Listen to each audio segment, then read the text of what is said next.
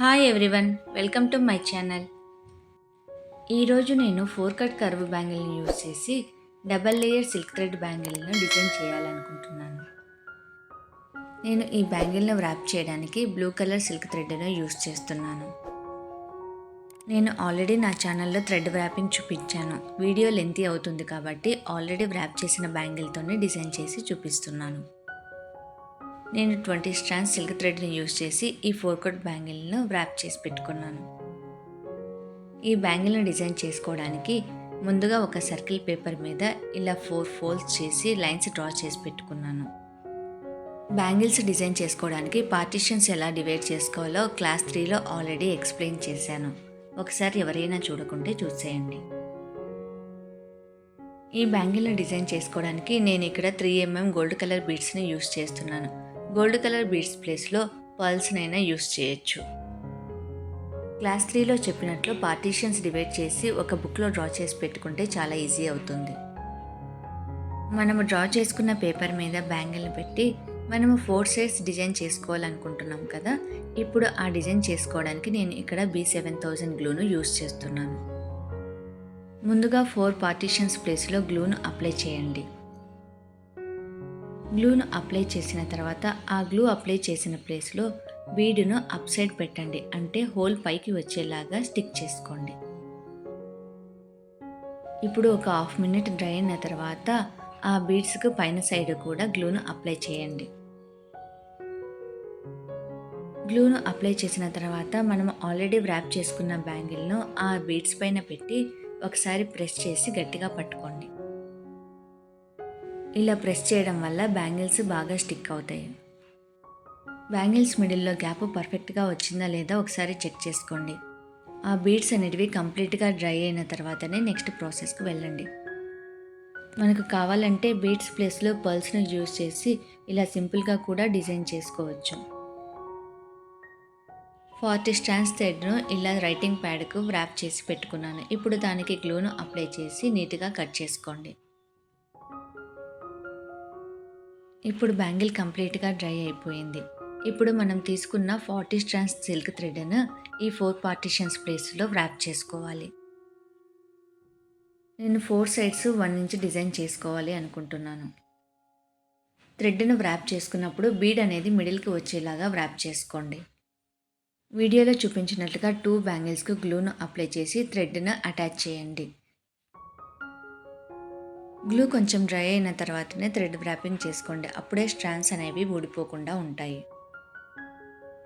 ఇప్పుడు మనం తీసుకున్న సిల్క్ థ్రెడ్ బీడును కవర్ చేస్తూ 3 రౌండ్స్ చుట్టుకున్నాను.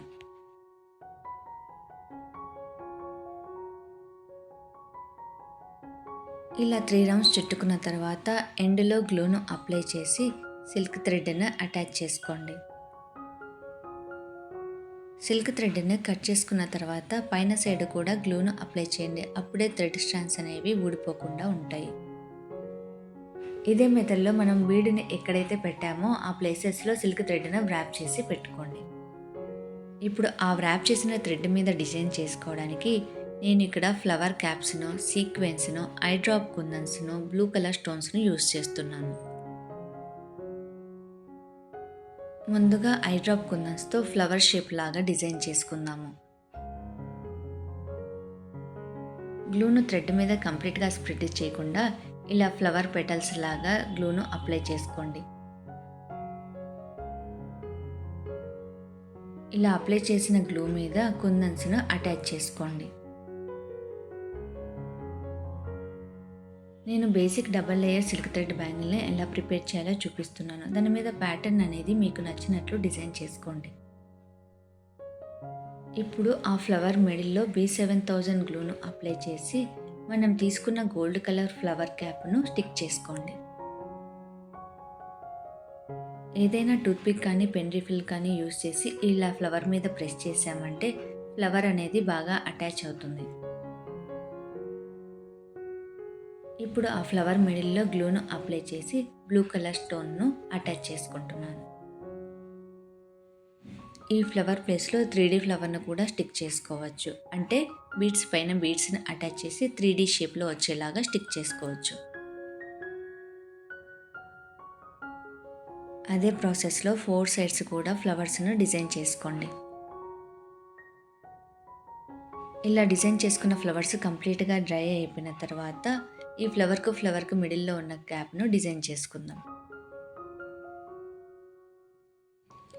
ఆ ఫ్లవర్స్ మిడిల్లో గ్యాప్ను నేను ఇక్కడ గ్లూను అప్లై చేసి సీక్వెన్స్తో డిజైన్ చేసుకుంటున్నాను. ఈ సీక్వెన్స్ ప్లేస్లో 1 mm రౌండ్ షేప్ కుందన్స్నైనా యూస్ చేయొచ్చు, స్టోన్ చైన్ అయినా యూస్ చేయొచ్చు. డిజైనింగ్ అనేది మీకు నచ్చినట్లు చేసుకోండి.